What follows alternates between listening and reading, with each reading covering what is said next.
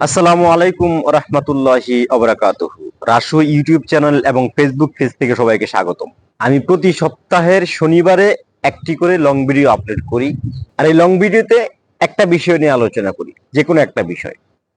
আজকের বিষয় হচ্ছে গরুর মাংস ভার্সেস হিন্দু। গরুর মাংস পৃথিবী জুড়ে একটা সুস্বাদু খাবার, যেটা মানব দেহের জন্য ক্ষতিকারক নয়। এই গরুর মাংস হিন্দু এবং মুসলিমদের মধ্যে একটা পার্থক্য তৈরি করে দিছে। হিন্দুরা গরুকে মনে করে তাদের মা সমতুল্য। কি ধরনের মা সেটা আমার জানা নাই। মুসলিমরা মনে করে গরু বা গরুর মাংস সৃষ্টিকর্তার পক্ষ থেকে মানুষের জন্য খাবার স্বরূপ, উপকারী জিনিস। গরু মানুষের কল্যাণে সৃষ্টিকর্তা প্রেরণ করেছেন, দান করেছেন মানুষকে। কিন্তু হিন্দুরা মনে করে এটা আমাদের মা। কোনো এক্সপ্লেনেশন নাই, কিভাবে মা, কেন মা, কোনো এক্সপ্লেনেশন নাই। তারা মনে করে এটা তাদের মা। আবার কিছু হিন্দুরা মনে করে গরু একটা জীব, মুসলিমরা সেটাকে হত্যা করে। উল্টাপাল্টা বোঝালে পাবলিক এখন খায় না, উল্টাপাল্টা বোঝানোর দিন শেষ। আপনি বলছেন গরু একটা জীব, মুসলিমরা সেটাকে হত্যা করে অন্যায়ভাবে। মাছের কি জীবন নাই? পাঠার কি জীবন নাই? ছাগলের জীবন নাই? মুরগির জীবন নাই? এগুলা কি জড় বস্তু? শুধু গরুই জীব, মুসলিমরা জীব হত্যা করে। আপনার কাছে ঘেন্না লাগে খাইতে, তাহলে আপনি মুরগি নামক জীবকে কিভাবে হত্যা করেন? মাছ নামক জীবকে কিভাবে পানি থেকে উঠিয়ে খান? প্রত্যেকটা খাবারই জীবিত থাকে আপনি মেরে ফেলার আগে। আমাদের দেশে কিছু মানুষ আছে মাঝে মাঝে স্ট্যাটাস দেয়, জীব হত্যা করতে ওনার খুব কষ্ট লাগে, ডিম দিয়ে খায়। আপনি যখন সবজি দিয়ে খাবার খেতে যাবেন, সেই সবজিটাও আপনি গাছ থেকে ছেড়ে রাখে জীব। যদি আপনি মনে করেন গরু মুসলিমরা কেটে খাওয়ার মধ্যে দিয়ে হত্যা করা হচ্ছে অন্যায়ভাবে, আপনি একটা সবজির পাতা ছেড়ার মাধ্যমে জীব হত্যা করছেন। হাজলামু করেন।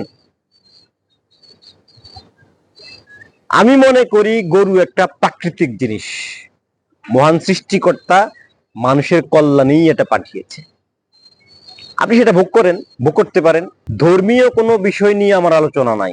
আমি ধর্মের পণ্ডিত না, আমি ধর্মের বিশারদ না, ধর্মের জ্ঞান আমার নাই। আমার কথা হচ্ছে যুক্তি। আপনার ধর্ম আপনাকে নিষেধ করেনি, হিন্দু ধর্ম আপনাকে নিষেধ করেনি যে গরু খাওয়া যাবে না। মুসলিম ধর্মেও আপনার ধর্ম নিয়ে কোথাও কটাক্ষ করা হয়নি। তাহলে এই যে মুখোমুখি অবস্থান গরু নিয়ে, মুখোমুখি অবস্থানটা একমাত্র শুধুমাত্র বিপক্ষে দাঁড়ানোর জন্য, অন্য কিছু না। এই মুসলিমের বিপক্ষে দাঁড়িয়ে গেলাম শুধু এটা করার জন্য, অন্য কিছু না। আর না হয় বাংলাদেশে হিন্দু মুসলিম সম্প্রীতি বজায় রেখে বসবাস করছে। আমরা গরু খাই, তারা গরু খায় না, তাদের সাথে আমাদের কোনো ঝগড়া নাই, বিবাদ নাই। তাদের ধর্ম তারা পালন করে, আমাদের ধর্ম আমরা পালন করি। কিন্তু ভারতে, ভারতে মুসলিমদের উপরে যেইভাবে অত্যাচার করা হয়, অন্যায় করা হয় এই গরু খাওয়া নিয়ে, এটা দৃষ্টিকটু।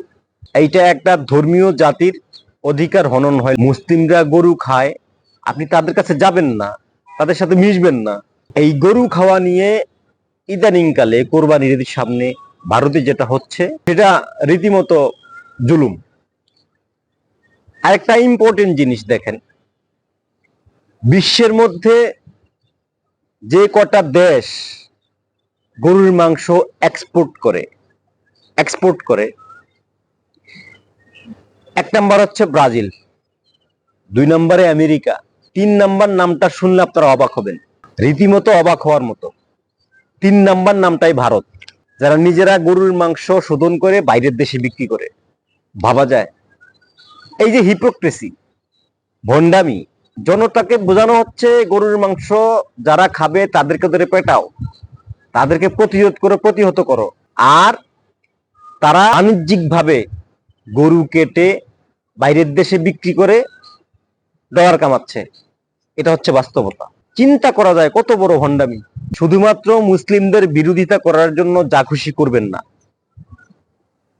যেটা যৌক্তিক, যেটা বাস্তব সেটা করেন।